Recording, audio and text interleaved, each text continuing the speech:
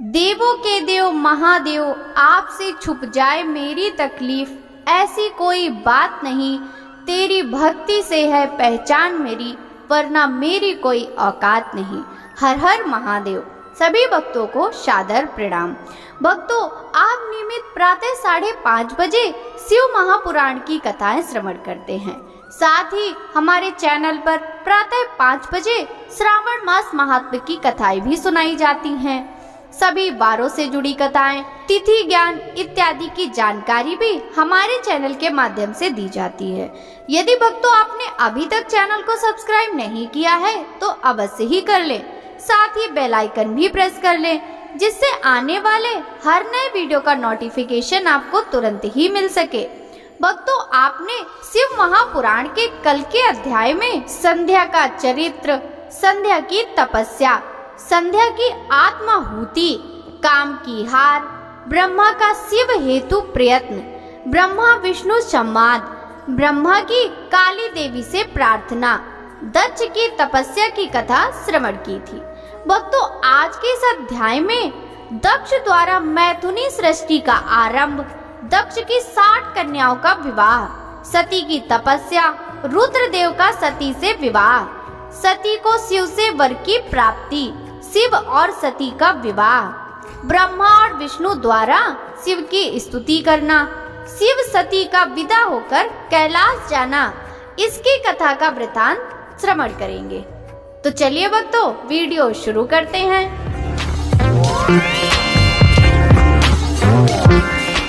ब्रह्मा जी कहते हैं, हे नारद, प्रजापति दक्ष देवी का वरदान पाकर अपने आश्रम में लौट आए। मेरी आज्ञा पाकर प्रजापति दक्ष मानसिक सृष्टि की रचना करने लगे, परंतु फिर भी प्रजा की संख्या में वृद्धि होती ना देखकर वे बहुत चिंतित हुए और मेरे पास आकर कहने लगे, हे प्रभु, मैंने जितने भी जीवों की रचना की है वे सभी उतने ही रह गए, अर्थात उनमें कोई भी वृद्धि नहीं हो पाई।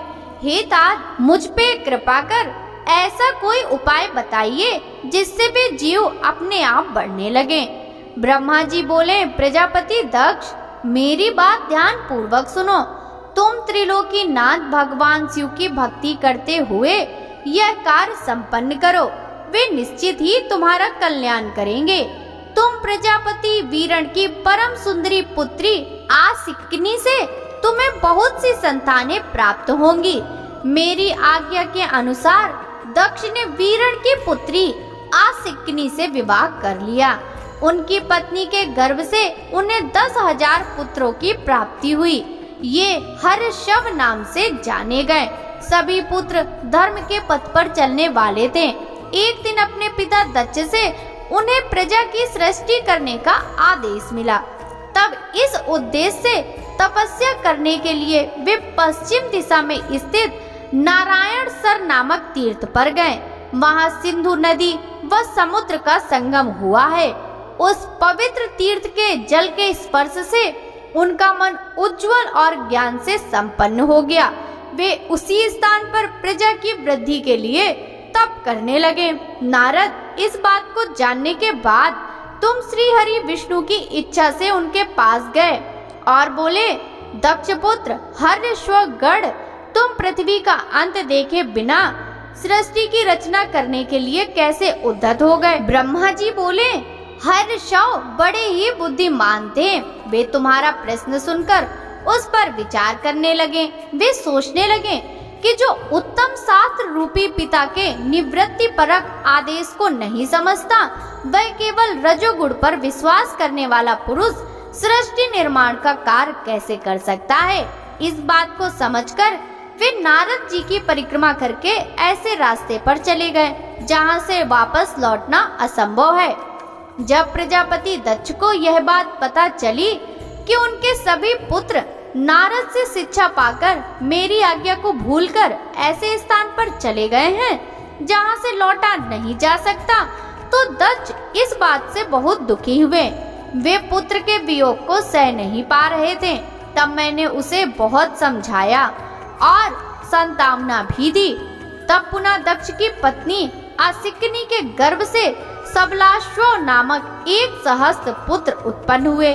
वे सभी अपने पिता की आज्ञा को पाकर पुनः तपस्या के लिए उस स्थान पर चले गए जहाँ उनके बड़े भाई गए थे। नारायण सरोवर के जल से स्पर्श से उनके सभी पाप नष्ट हो गए और मन शुद्ध हो गया। वे उसी तट पर प्रणव मंत्र का जाप करते हुए तपस्या करने लगे। तब नारद तुमने पुनः वही बातें जो उनके भाइयों को कही थी उन्हें भी बता दी और तुम्हारे दिखाए मार्ग के अनुसार वे अपने भाइयों के पथ पर चलते ऊर्ध्व गति को प्राप्त हुए। दक्ष को इस बात से बहुत दुख हुआ और वे दुख से बेहोश हो गए।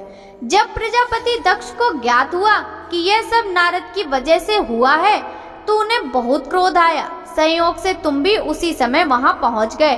तुम्हें देखते ही क्रोध के कारण वे तुम्हारी निंदा करने लगे और तुम्हें धिक्कारने लगे। वे बोले तुमने सिर्फ दिखाने के लिए ऋषियों का रूप धारण कर रखा है। तुमने मेरे पुत्रों को ठगकर उन्हें बिच्छुओं का मार्ग दिखाया है। तुमने लोक और परलोक दोनों के श्रेय का नाश कर दिया है। जो मनुष्य ऋषि देव और पितृ ऋणों को उतारे बिना ही मोक्ष की इच्छा मन में लिए माता पिता को त्याग कर घर से चला जाता है, सन्यासी बन जाता है, वह अधोगति को प्राप्त हो जाता है। हे नारद, तुमने बार बार मेरा अमंगल किया है, इसलिए मैं तुम्हें शाप देता हूँ। तुम कहीं भी स्थिर नहीं रह सकोगे। तीनों लोकों में विचरते हुए तुम्हारा पैर कहीं भी स्थिर नहीं रहेगा, अर्थात तुम्हें ठहरने के लिए सुस्थिर ठिकाना नहीं मिलेगा। नारद, यद्यपि तुम साधु पुरुषों द्वारा सम्मानित हो, परंतु तुम्हें शोकवश दक्ष ने ऐसा शाप दिया जिसे तुमने शांत मन से ग्रहण कर लिया और तुम्हारे मन में किसी प्रकार का विकार नहीं आया। ब्रह्मा जी बोले, हे मुनिराज, दक्ष के इस रूप को जानकर मैं उसके पास गया। मैंने उसे शांत करने का बहुत प्रयत्न किया और संतावना दी। मैंने उसे तुम्हारा परिचय दिया। दक्ष को मैंने यह जानकारी भी दी कि तुम भी मेरे पुत्र हो। तुम मुनियों में श्रेष्ठ एवं देवताओं के प्रिय हो। तत्पश्चात प्रजापति दक्ष ने अपनी पत्नी से 60 सुंदर कन्याएं प्राप्त की। तब उनका धर्म आदि के साथ विवाह कर दिया। दक्ष ने अपनी 10 कन्याओं का विवाह धर्म से, 13 कन्याओं का ब्याह कश्यप मुनि से और 27 कन्याओं का विवाह चंद्रमा से कर दिया। 2 भूता गिरीश और कृष्णाव को और शेष 4 कन्याओं का विवाह तार्क्ष के साथ कर दिया। इन सब की संतानों से तीनों लोक भर गए। पुत्र पुत्रियों की उत्पत्ति के पश्चात प्रजापति दक्ष ने अपनी पत्नी सहित जगदम्बिका का ध्यान किया। देवी की बहुत स्तुति की। प्रजापति दक्ष की सपत्नीक स्तुति से देवी जगदम्बिका ने प्रसन्न होकर दक्ष की पत्नी के गर्भ से जन्म लेने का निश्चय किया। उत्तम मुहूर्त देखकर दक्ष पत्नी ने गर्भ धारण किया। उस समय उनकी शोभा बढ़ गई। भगवती के निवास के प्रभाव से दक्ष पत्नी महामंगल रूपिणी हो गई। देवी को गर्भ में जानकर सभी देवी देवताओं ने जगदम्बा की स्तुति की। 9 महीने बीत जाने पर शुभ मुहूर्त में देवी भगवती का जन्म हुआ। उनका मुख दिव्य आभा से सुशोभित था।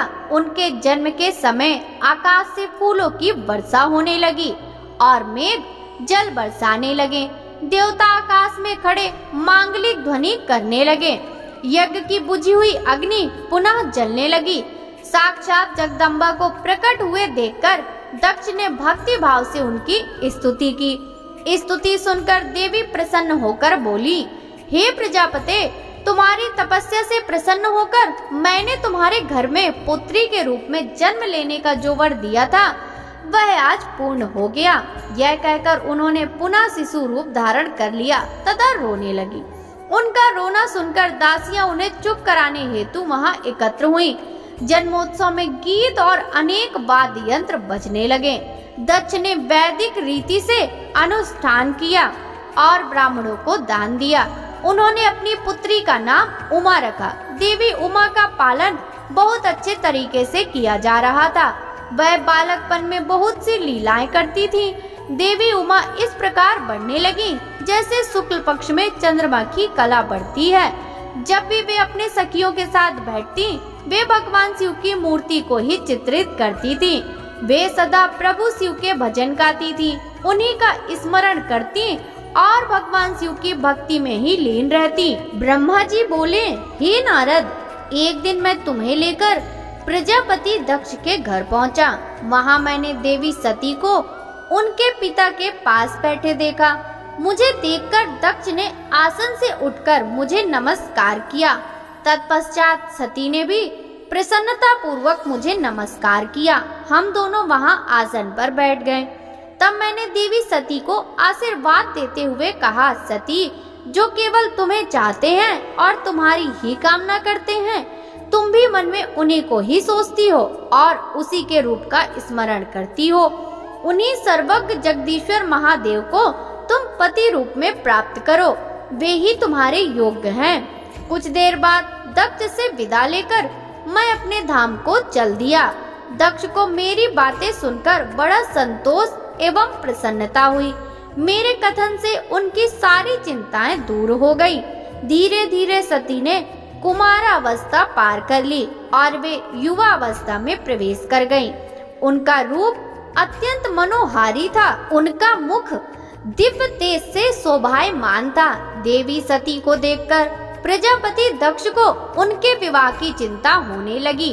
तब पिता के मन की बात जानकर देवी सती ने महादेव को पति रूप में पाने की इच्छा अपनी माता को बताई।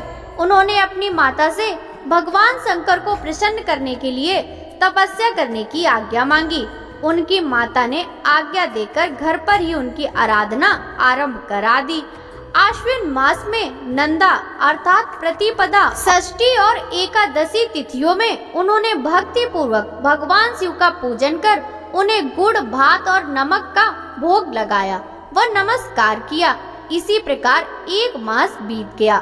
कार्तिक मास की चतुर्दशी को देवी सती ने मालपुओं और खीर से भगवान शिव को भोग लगाया और निरंतर चिंतन करती रहीं। मार्गशीर्ष मास के कृष्ण पक्ष की अष्टमी को वे तिल, जौ और चावल से शिव जी की आराधना करती हैं और घी का दीपक जलाती। पौष मास की शुक्ल पक्ष सप्तमी को पूरी रात जागरण कर खिचड़ी का भोग लगाती। माघ की पूर्णिमा की रात भर वे शिव आराधना में लीन रहती और सुबह नदी में स्नान कर गीले वस्त्रों में ही पुनः पूजा करने बैठ जाती थी। फागुन मास के कृष्ण पक्ष की चतुर्दशी तिथि को जागरण कर शिव जी को विशेष पूजा पाठ करती थी। उनका सारा समय शिव जी को ही समर्पित था। वे दिन रात शिव जी के स्मरण में ही बिताती थी। चैत्र मास के शुक्ल पक्ष की चतुर्दशी को वे ढाक के फूलों और दवनों से भगवान शंकर की पूजा करती थी। वैशाख माह में वे सिर्फ तिलों को खाती थी। वे नए जौ के भात से शिव का पूजन करती थी। ज्येष्ठ माह में वे भूखी रहती और वस्त्रों का तथा भटकटाया के फूलों से शिव का पूजन करती थी। आषाढ़ मास के शुक्ल पक्ष की चतुर्दशी को वे काले वस्त्रों और भटकटाया से रुद्र देव का पूजन करती। श्रावण मास में यज्ञोपवीत वस्त्रों तथा कुश आदि से वे पूजन करती थी। भाद्रपद मास में विभिन्न फूलों व फलों से शिव को प्रसन्न करने की कोशिश करती। वे सिर्फ जल ही ग्रहण करती थी। देवी सती हर समय भगवान शिव की आराधना में ही लीन रहती थी। इस प्रकार उन्होंने दृढ़ता पूर्वक नंदा व्रत को पूरा किया। व्रत पूरा करने के पश्चात वे शिव जी का ध्यान करने लगी। वे निश्चिंत आसन में स्थित हो निरंतर शिव आराधना करती रहीं। हे नारद, देवी सती की इस अनन्य भक्ति और तपस्या को अपनी आंखों से देखने में मैं विष्णु तथा अन्य सभी देवी देवता और ऋषि मुनि वहां गए। सभी ने देवी सती को भक्ति पूर्वक नमस्कार किया और उनके सामने मस्तक झुकाए। सभी देवी देवताओं ने उनकी तपस्या को सराहा। तब सभी देवी देवता और ऋषि मुनि मेरे ब्रह्मा और विष्णु सहित कैलाश पर्वत पर पहुँचे। वहाँ भगवान शिव ध्यान मग्न थे। हमने उनके निकट जाकर दोनों हाथ जोड़कर उन्हें प्रणाम किया तथा उनकी स्तुति आरंभ कर दी। हमने कहा, प्रभु, आप परम शक्तिशाली हैं। आप ही सत्व, रज और तप आदि शक्तियों के स्वामी हैं। वेद त्रयी लोक त्रयी आपका स्वरूप है। आप अपनी शरण में आए भक्तों की सदैव रक्षा करते हैं। आप सदैव भक्तों का उद्धार करते हैं। हे महादेव, हे महेश्वर, आपको नमस्कार करते हैं। आपकी महिमा जान पाना कठिन ही नहीं असंभव है। हम आपके सामने अपना मस्तक झुकाते हैं। ब्रह्मा जी बोले, नारद, इस प्रकार भगवान शिव शंकर की स्तुति करके सभी देवता मस्तक झुकाकर शिव जी के सामने चुपचाप खड़े हो गए। ब्रह्मा जी बोले, श्री विष्णु सहित अनेक देवी देवताओं और ऋषि मुनियों द्वारा की गई स्तुति सुनकर सृष्टिकर्ता शिव जी ने प्रसन्नता पूर्वक हम सबके आगमन का कारण पूछा। रुद्रदेव बोले, हे हरे, हे देवताओं और महर्षियों, मुझे अपने कैलाश पर आगमन के विषय में बताइए। आप लोग यहाँ किस लिए आए हैं और आपको कौन सा कार्य है, कृपया मुझे बताइए। मुने, महादेव जी के इस प्रकार पूछने पर भगवान विष्णु की आज्ञा से मैंने इस प्रकार निवेदन किया। मैं बोला, हे देवादिदेव महादेव, करुणा सागर, हम सब यहाँ आपकी सहायता मांगने के लिए आए हैं। भगवान, हम तीन होते हुए भी एक हैं। सृष्टि के चक्र को नियमित तथा सुचारू रूप से चलाने के लिए हम एक दूसरे के सहयोगी की तरह कार्य करते हैं। हम एक दूसरे के सहायक हैं। हम तीनों के परस्पर सहयोग के फल स्वरूप ही जगत के सभी कार्य संपन्न होते हैं। महेश्वर, कुछ असुरों का वध आपके द्वारा, कुछ असुरों का वध मेरे द्वारा तथा कुछ असुरों का वध श्री हरि द्वारा निश्चित है। हे प्रभु, कुछ असुर आपके वीर द्वारा उत्पन्न पुत्र के द्वारा नष्ट होंगे। हे भगवान, आप घोर असुरों का विनाश कर जगत को स्वास्थ्य व अभय प्रदान करते हैं। हे प्रभु, सृष्टि की रचना, पालन और संहार, ये तीनों ही हमारे कार्य हैं। यदि हम अपने कार्य सही तरह से न करें तो हमारे अलग अलग शरीर धारण करने का कोई उद्देश्य ही नहीं रहेगा। हे देव, एक ही परमात्मा महेश्वर तीन स्वरूपों में अभिव्यक्त हुए हैं। वास्तव में शिव स्वतंत्र हैं। वे लीला के उद्देश्य से ही सृष्टि का कार्य करते हैं। भगवान विष्णु उनके बाएं अंग से प्रकट हुए हैं। मैं ब्रह्मा उनके दाएं अंग से प्रकट हुआ हूँ। रुद्रदेव उनके हृदय से प्रकट हुए हैं। इसलिए वे ही भगवान शिव का पूर्ण रूप हैं। उनकी आज्ञा के अनुसार मैं सृष्टि की रचना और विष्णु जी जगत का पालन करते हैं। हम अपना कार्य करते हुए विवाह कर सपत्नीक हो गए हैं। अतः आप भी विश्व के हित के लिए परम सुंदरी को पत्नी के रूप में ग्रहण करें। हे महेश्वर, पूर्व काल में आपने शिव रूप में हमें एक बात कही थी। आपने कहा था, मेरा एक अवतार तुम्हारे ललाट से होगा जिसे रुद्र नाम से जाना जाएगा। तुम ब्रह्मा सृष्टि करता होगे, भगवान विष्णु जगत का पालन करेंगे। मैं शिव सगुण रुद्र रूप संहार करने वाला होऊंगा। एक स्त्री के साथ विवाह करके लोगों के कार्यों की सिद्धि करूंगा।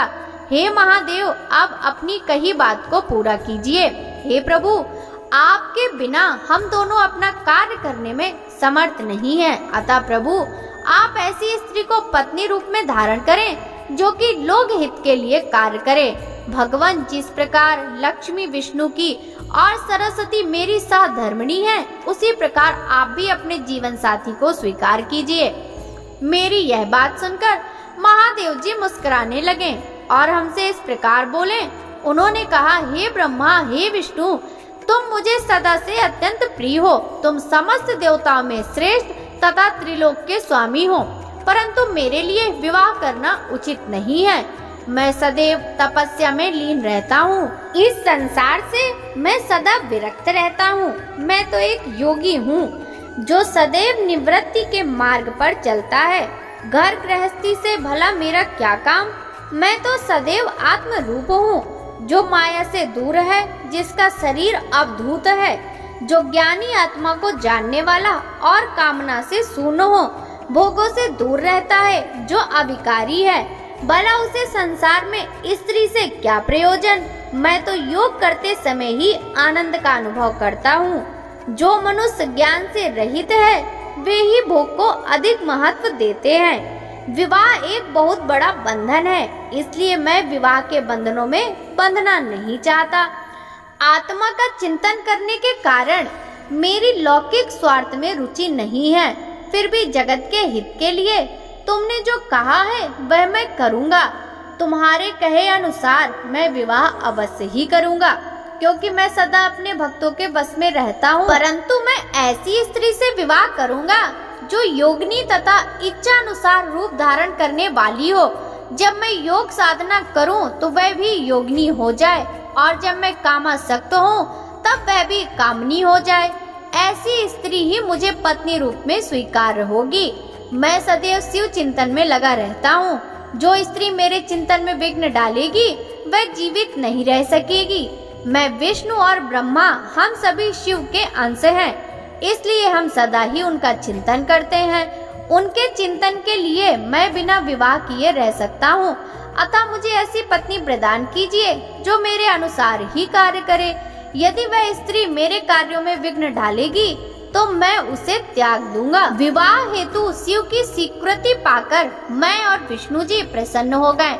फिर मैं विनम्रता पूर्वक भगवान शिव से बोला, हे नाथ महेश्वर प्रभु, आपको जिस प्रकार की स्त्री की आवश्यकता है ऐसी ही स्त्री के विषय में सुनो।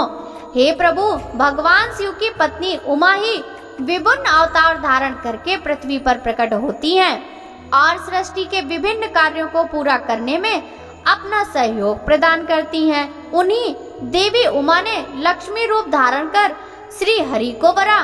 सरस्वती रूप में वे मेरी अर्धांगिनी बनी। अब वही देवी लोक हित के लिए अपने तीसरे अवतार में अवतरित हुई हैं। उमा देवी प्रजापति दक्ष की कन्या के रूप में अवतार लेकर आपको पति रूप में पाने की इच्छा के लिए घोर तपस्या कर रही हैं। उनका नाम देवी सती है। सती ही आपकी भार्या होने के योग्य हैं। वे महातेजस्विनी ही आपको पति रूप में प्राप्त करेंगी। हे भगवान, आप उनकी कठोर तपस्या को पूर्ण करके उन्हें फल स्वरूप वरदान प्रदान कीजिए। उनका तपस्या का प्रयोजन आपको पति रूप में प्राप्त करना ही है। अतः प्रभु, आप देवी सती की मनोकामना को पूरा कीजिए। हम सभी देवी देवताओं की यही इच्छा है।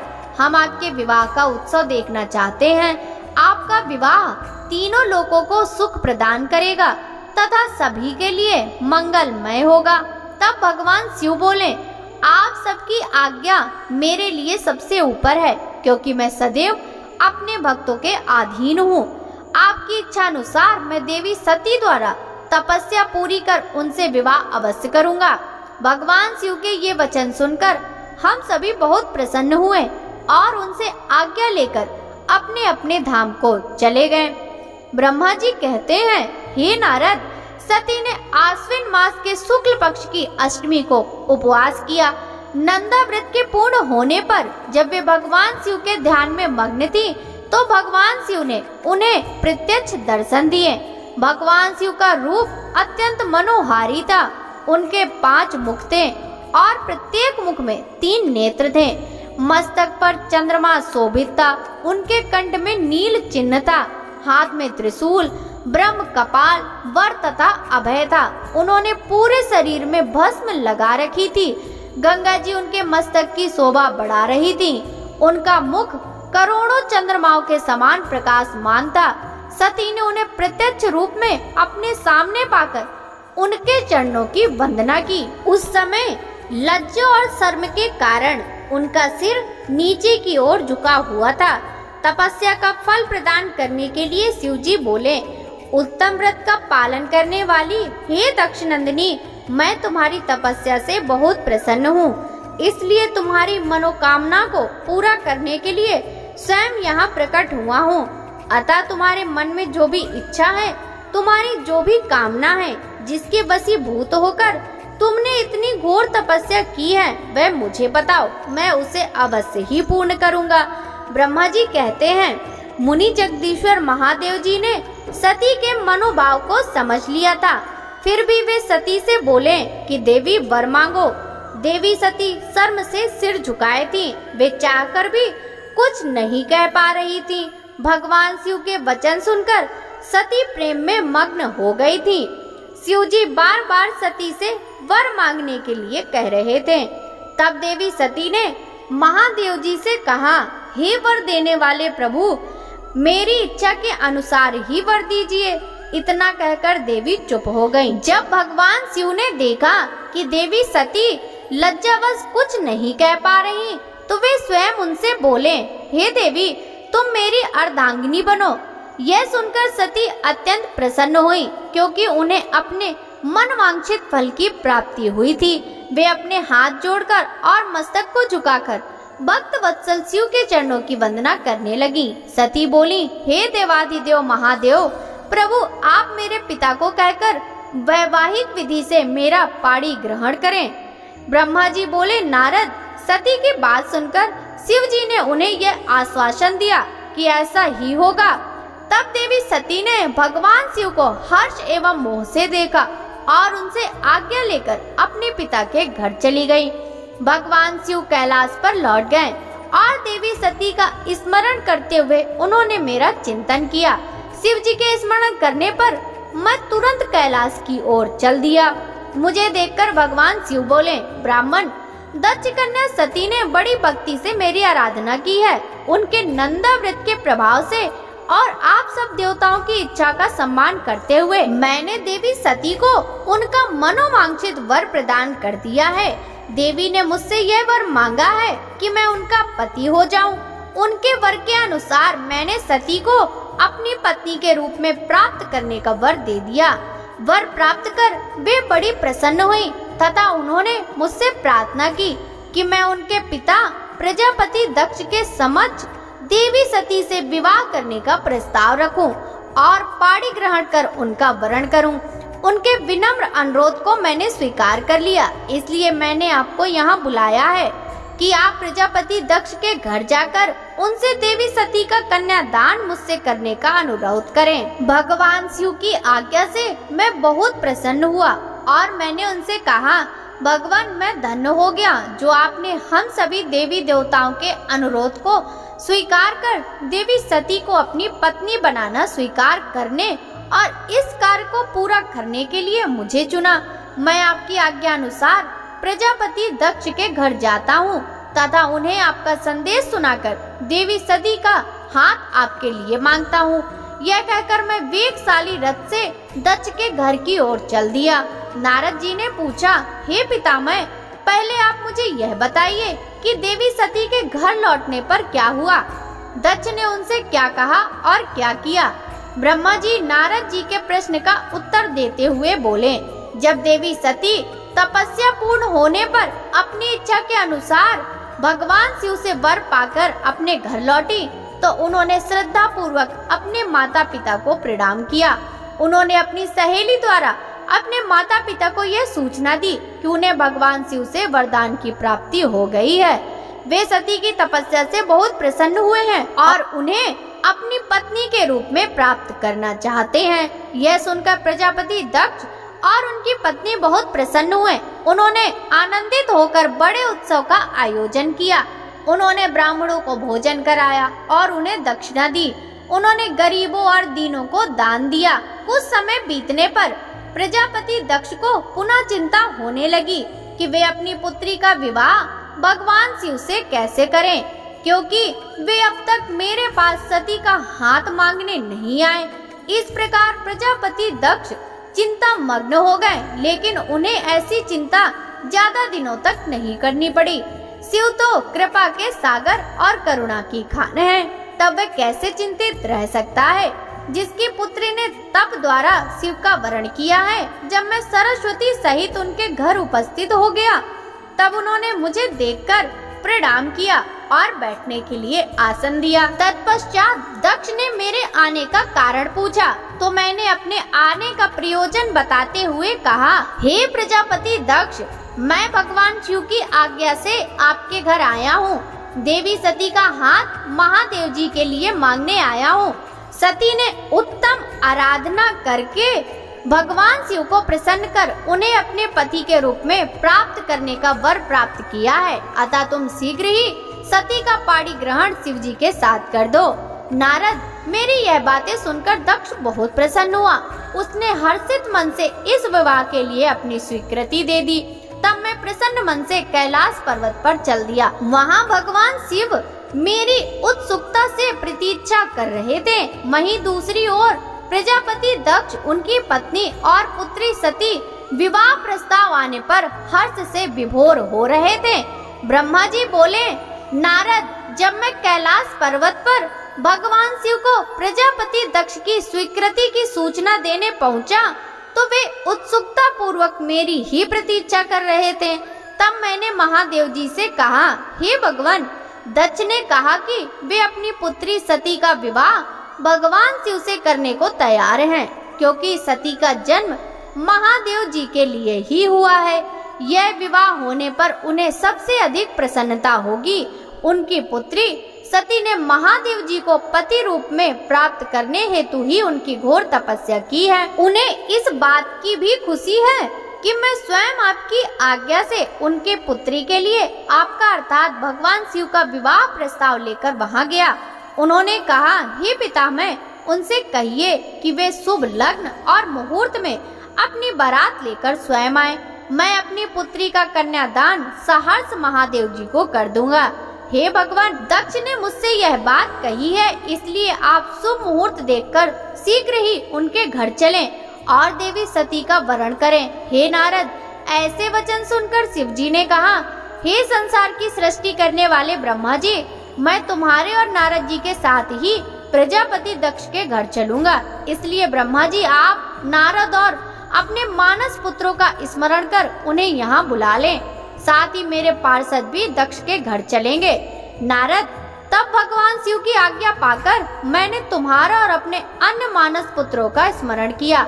उन तक मेरा संदेश पहुँचते ही वे तुरंत कैलाश पर्वत पर उपस्थित हो गए।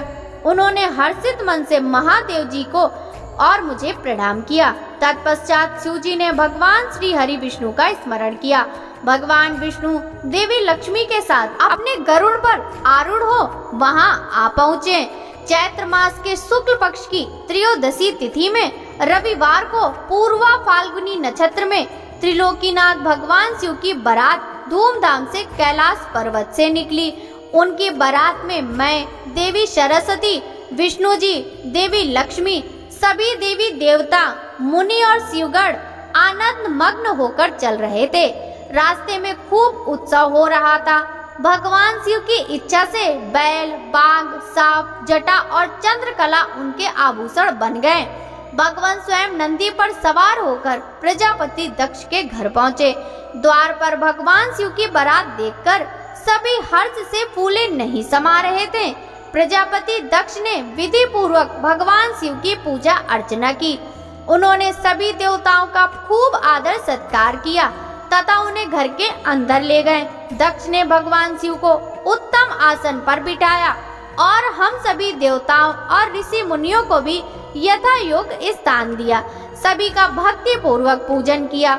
तत्पश्चात दक्ष ने मुझसे प्रार्थना की कि मैं ही वैवाहिक कार्य को संपन्न कराऊं। मैंने दक्ष की प्रार्थना को स्वीकार किया और वैवाहिक कार्य कराने लगा। शुभ लग्न और शुभ मुहूर्त देखकर प्रजापति दक्ष ने अपनी पुत्री सती का हाथ भगवान शिव के हाथों में सौंप दिया और विधि विधान से पाणी ग्रहण संस्कार संपन्न कराया।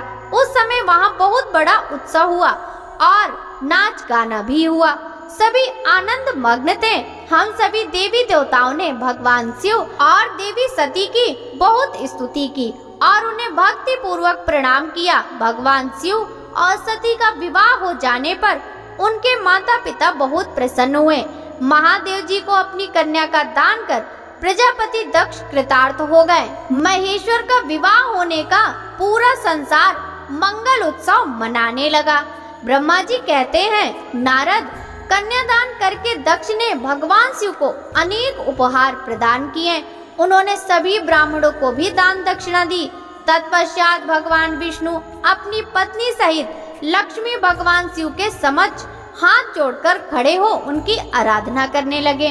वे बोले, हे दया सागर महादेव जी, आप संपूर्ण जगत के पिता हैं और देवी सती सबकी माता हैं। भगवान, आप दोनों ही अपने भक्तों की रक्षा के लिए और दुष्टों का नाश करने के लिए अनेक अवतार धारण करते हैं। इस प्रकार उन्होंने शिव सती को बहुत स्तुति की। नारद उनके पास आकर विधि के अनुसार फेरे कराने लगा। ब्राह्मणों की आज्ञा और मेरे सहयोग से सती और भगवान शिव ने विधि पूर्वक अग्नि के फेरे लिए। उस समय वहाँ बहुत अद्भुत उत्सव किया जा रहा था। वहाँ विभिन्न प्रकार के बाजे और सहनाइयाँ बज रही थी। स्त्रियाँ मंगल गीत गा रही थी और खुशी से सभी नृत्य कर रहे थे।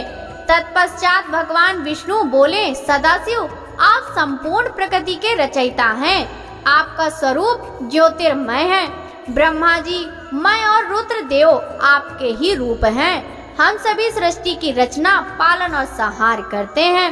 हे प्रभु, हम सब आपका ही अंश हैं। प्रभु, आप आकाश के समान सर्वव्यापी और ज्योतिर्मय हैं। जिस प्रकार हाथ, नाक, कान, मुंह, सिर आदि शरीर के विभिन्न रूप हैं, उसी प्रकार हम सब भी आपके शरीर के ही अंग हैं। आप निर्गुण निराकार हैं। समस्त दिशाएं आपकी मंगल कथा कहती हैं। सभी देवी देवता और ऋषि मुनि आपके चरणों की वंदना करते हैं। आपकी महिमा का वर्णन करने में मैं असमर्थ हूँ। भगवान, यदि हम सबसे कुछ गलती हो गई हो तो कृपया कर उसे क्षमा करें और प्रसन्न हो। ब्रह्मा जी बोले, इस प्रकार श्री हरि ने भगवान शिव की बहुत स्तुति की। उनकी स्तुति सुनकर भगवान शिव बहुत प्रसन्न हुए। विवाह की सभी रीतियों के पूर्ण होने पर हम सभी ने महादेव जी एवं देवी सती को बधाइयाँ दी तथा उनसे प्रार्थना की कि वे अपनी कृपा दृष्टि सदैव सभी पर बनाए रखें, वे जगत का कल्याण करें। तत्पश्चात भगवान शिव ने मुझसे कहा, हे ब्राह्मण, आपने मेरा वैवाहिक कार्य संपन्न कराया है, अतः आप ही मेरे आचार्य हैं। आचार्य को कार्य सिद्धि के लिए दक्षिणा अवश्य ही दी जाती है, इसलिए आप मुझे बताइए, मैं दक्षिणा में आपको क्या दूं? महाभाग, आप जो भी मांगेंगे मैं उसे अवश्य ही दूंगा। मुने, भगवान शिव के इस प्रकार के वचन सुनकर मैं हाथ जोड़कर उनके सामने खड़ा हो गया। मैंने उन्हें प्रणाम करके कहा, हे देवेश, यदि आप मुझे अपना आचार्य मानकर कोई वर देना चाहते हैं तो मैं आपसे यही वर मांगता हूँ कि आप सदा ही इस रूप में इस वेदी पर विराजमान रहकर अपने भक्तों को दर्शन दे। इस स्थान पर आपके दर्शन करने से सभी पापियों के पाप धुल जाएंगे। आपके यहाँ विराजमान होने से मुझे आपका साथ प्राप्त हो जाएगा। मैं इसी वेदी के पास आश्रम बनाकर यहाँ निवास करूँगा और तपस्या करूँगा। हे प्रभु, मेरी यही इच्छा है। चैत्र मास के शुक्ल पक्ष की त्रयोदशी को पूर्वा फाल्गुनी नक्षत्र में रविवार के दिन जो भी मनुष्य भक्ति भाव से आपका दर्शन करे उसके सभी पाप नष्ट हो जाएं, रोगी मनुष्य के सभी रोग दूर हो जाएं। इस दिन आपका दर्शन कर मनुष्य जिस इच्छा को आपके सामने व्यक्त करे उसे आप तुरंत पूरा करें। हे प्रभु, आप इस दिन सभी को मनवांछित वर प्रदान करें। भगवान, यही वरदान मैं आपसे मांगता हूँ। मेरी यह बात सुनकर भगवान शिव बहुत प्रसन्न हुए। वे बोले, हे ब्रह्मा, मैं आपकी इच्छा अवश्य ही पूरी करूँगा। तुम्हारे वर के अनुसार मैं देवी सती सहित इस वेदी पर विराजमान रहूंगा। यह कहकर भगवान शिव देवी सती के साथ मूर्ति रूप में प्रकट होकर वेदी के मध्य भाग में विराजमान हो गए। इस प्रकार मेरी इच्छा को पूर्ति कर जगत के हित के लिए प्रभु शिव वेदी पर अंश रूप में विराजमान हुए। ब्रह्मा जी बोले, हे नारद मुनि, मुझे मेरा मनोवांछित वरदान देने के पश्चात भगवान शिव अपनी पत्नी देवी सती को साथ लेकर अपने निवास स्थान कैलाश पर्वत पर जाने के लिए तैयार हुए। तब अपनी बेटी सती व दामाद भगवान शिव को विदा करते समय प्रजापति दक्ष ने अपने हाथ जोड़कर और मस्तक झुकाकर महादेव जी की भक्ति पूर्वक स्तुति की।